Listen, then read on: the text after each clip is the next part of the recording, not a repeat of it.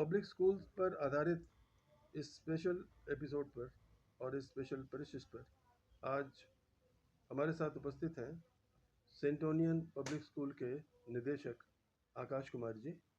आकाश कुमार जी एक सफल व्यवसायी होने के साथ साथ एक अच्छे समाजसेवी भी हैं और यहाँ काफ़ी लोकप्रिय हैं अपनी समाज सेवाओं के कारण। तो आइए जानते हैं कि इनके दिमाग में विद्यालय के संचालन की बात कैसे आई और कैसे शुरुआत हुई। आकाश भाई ज़रा अपने बारे में बताइए कि ये जो सेंटोनियन पब्लिक स्कूल की आपने शुरुआत की, इसका विचार आपके मन में कैसे और कब आया? ये हमने जो है 2019 में शुरुआत की थी स्कूल की। जी। और इसकी शुरुआत के पीछे एक बहुत बड़ा कारण था यहाँ के लोगों की डिमांड। डिमांड, और यहाँ के बच्चों की भी डिमांड थी। जी। यहाँ के बच्चों को एक तो आसपास कहीं भी कोई अच्छा स्कूल नहीं है, जी। और जो स्कूल हैं भी थोड़े बहुत, वो उनको सही लेवल ऑफ एजुकेशन प्रोवाइड नहीं कर रहे। जी। तो उस चीज़ को पूरा करने के लिए हमने इस स्कूल की स्थापना की 2019 में। जी।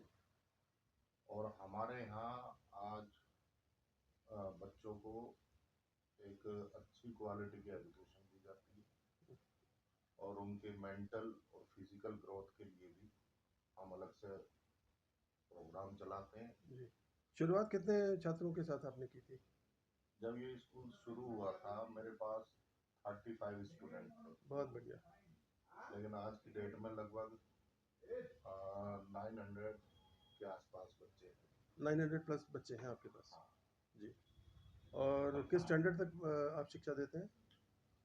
हम 8th स्टैंडर्ड तक शिक्षा देते हैं। जी। बेसिक शिक्षा बोर्ड से मान्यता प्राप्त है हमारा अच्छा। तो क्या स्कूल। सीबीएसई से भी आपने अप्लाई किया हुआ है मान्यता के हाँ, लिए? अब हम जो है सीबीएसई के जो नॉर्म्स हैं, जो जी। कंडीशन है, जो जी। उनकी रिक्वायरमेंट है, जी। वो उनको पूरा करने में हम लगे हुए हैं। जी। और आगे अब इस स्कूल को 12वीं तक मान्यता प्राप्त कराएंगे जी। सीबीएसई से। जी। जो जो उसकी रिक्वायरमेंट है सीबीएसई की, वो पूरी करें। तो स्कूल का दायरा बढ़ाने के साथ साथ क्या आप छात्रों का दायरा भी बढ़ाने का मन बना रहे हैं कि भाई यहाँ जो इंडस्ट्रियल जो बेल्ट है? बिल्कुल, देखो, जब स्कूल का दायरा बढ़ेगा तो जाहिर सी बात है बच्चे भी बढ़ेंगे। जी। और हम तो चाहते हैं ज़्यादा से ज़्यादा बच्चे हमारे यहाँ से शिक्षा प्राप्त करें जी। और एक अपना बेहतर भविष्य बनाएं। आकाश भाई, आज चूंकि आप स्कूल के उसमें पूरी तरह से इन्वॉल्व हैं, तो यहाँ के गाज़ियाबाद के जो बाकी स्कूल हैं उनमें और अपने आप को जब आप देखते हैं तो कैसे डिफरेंट पाते हैं कि भाई या मन में क्या अपेक्षाएं आपकी होती कि मैं इन चीज़ों को और डिलीवर करना चाहता हूँ? देखो, मेरा मेन मकसद है बच्चे की एजुकेशन जी। और बच्चे की मेंटल और फिजिकल ग्रोथ। जी। तो बाकी स्कूल क्या है, मैंने जैसे कई जगह देखा है, जी। ठीक है एजुकेशन तो दी जाती है, लेकिन और बाकी एक्टिविटीज में वो लोग इतना ध्यान नहीं दे पाते हैं। जी। बच्चे के एजुकेशन के साथ साथ उसका मानसिक विकास बहुत जरूरी है, जी। और उसका फिजिकल विकास भी बहुत जरूरी है, जी। जिसके लिए हम योगा जैसी क्लासेस भी देते हैं। जी। और तुम्हारा आईक्यू लेवल बढ़ाने के लिए, बच्चों की जनरल नॉलेज बढ़ाने के लिए उनको जो है अलग से प्रोग्राम चलवाते हैं उनके लिए। अच्छा। बाकी कुछ कंसेप्चुअल चीजें भी हम देते हैं, जिसमें बच्चा खुद अपना दिमाग लगा के, जी। खुद उनको सोच के जी। प्रोजेक्ट बनाता है।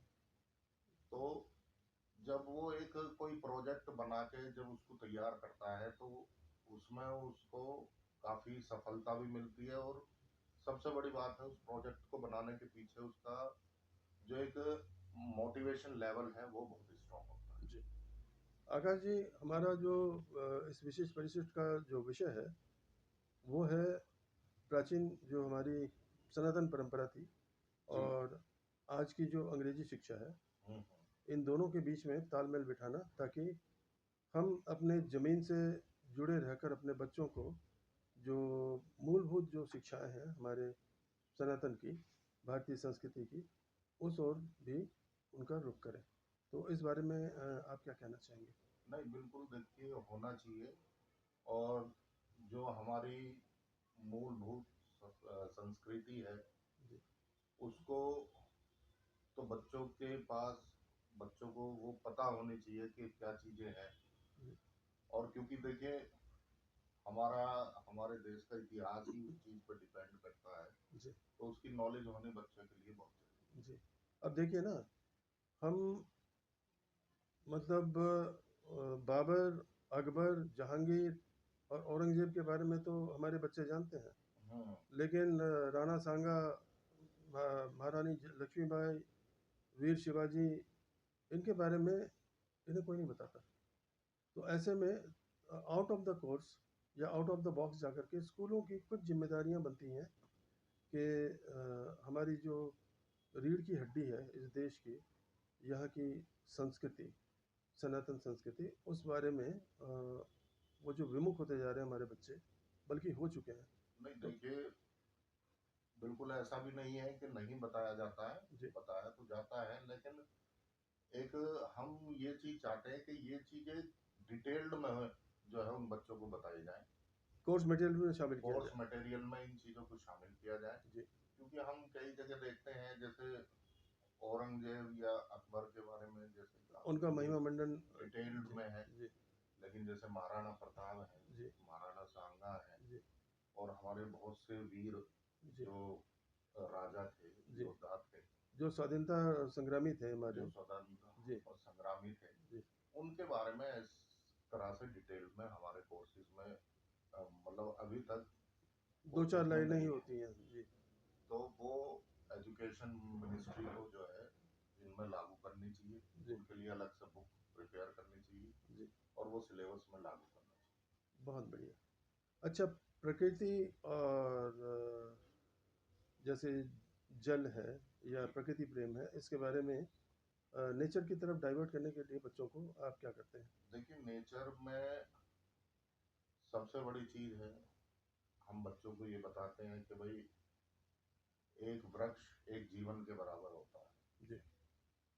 आपने 2 वृक्ष लगा दिए तो यानी कि आपने 2 जीवन को संवार दिया है। जी।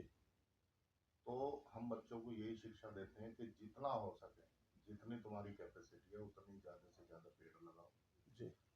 क्योंकि जितना ग्रीनरी होगा, उतना ही प्रकृति का सौंदर्य बढ़ेगा, और उतना ही हम सबके लिए भी जी। उतना ही फायदा होगा। और पानी के संरक्षण के लिए हम प्रोजेक्ट भी बनवाते हैं इस चीज़ पे, रेन वाटर हार्वेस्टिंग जी। पे। दरअसल हम अलग अलग डेज मनाते हैं, मदर्स डे, फादर्स डे, विश्व पर्यावरण दिवस, लेकिन हमारी जो संस्कृति है वो मातृ पितृ वंदना, प्रकृति प्रेम और प्रतिदिन उठ कर के पेड़ को नमस्कार करना, पीपल के पेड़ को जल चढ़ाना, ये हमारे खून में शामिल है। तो इस चीज़ को हम धीरे धीरे शायद भूलते जा रहे हैं। इस बारे में आप क्या कहना चाहेंगे? नहीं, इसमें देखिए हम बच्चों को बेसिक नॉलेज में ये देते हैं, उन्हें ये बताते भी हैं कि भाई आपको सुबह जो है 6 बजे से पहले उठ जाना चाहिए। जी। उठ के अपना फ्रेश, अपना जो है नहान जी। स्नान करना जी। चाहिए। स्नान के बाद सूर्य देवता को और जो है हमारे जो आगे देना पेड़ पौधे चाहिए। हैं, जी। इन सबको जल देना चाहिए। जी। क्योंकि देखो, पेड़ पौधों से ही हमें भी जीवन मिला हुआ है। जी। और सबसे पहले सुबह उठने के बाद उनके संरक्षण के लिए हमें उन्हें जल देना चाहिए। जी। ये सब चीज़ें हम बच्चों को बताते हैं। माता पिता का या बड़ों का सम्मान करना, ये बहुत कम स्कूल वाले हैं जो इसके बारे में बच्चों को शिक्षा देते हैं। और ये बहुत बड़ी विडंबना है कि आज हमारे बच्चे अच्छे प्रोफेशनल्स तो बन रहे हैं, लेकिन आदर्श इंसान या आदर्श नागरिक वे नहीं बन पा रहे हैं। देखिए, हमारे यहाँ बच्चों को सबसे पहली चीज़ यही सिखाई जाती है। सब चीज़ें बाद में आती हैं, पहले तुम्हारे मैनर्स, जी। और तुम भाई मम्मी है, पापा है, अपने पेरेंट्स के लिए और जो भी तुमसे बड़े हैं उनके प्रति आदर पूर्वक अपना व्यवहार रखना।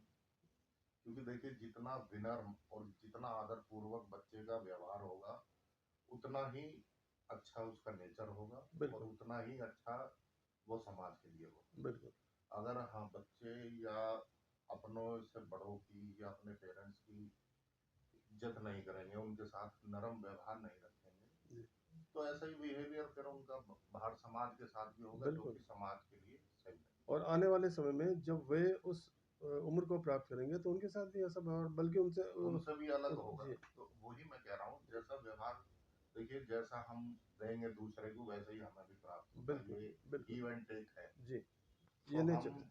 हम जितनी इज्जत दूसरे को देंगे उतनी इज्जत हमें भी मिलेगी, जी, और जितना व्यवहार जितना नरम हम अपने पेरेंट्स के लिए अपने समाज के लिए रहेंगे, जी, उतने ही नरम एक फिर समाज बनेगा, उतना ही एक सोसाइटी का जी। एटमॉस्फेयर एक बनता आदर्श समाज बनेगा, अच्छा समाज बनेगा। है। जी। आपने अपने कीमती विचार हमारे दर्शकों के साथ साझा किए। आपका बहुत-बहुत धन्यवाद। नमस्कार।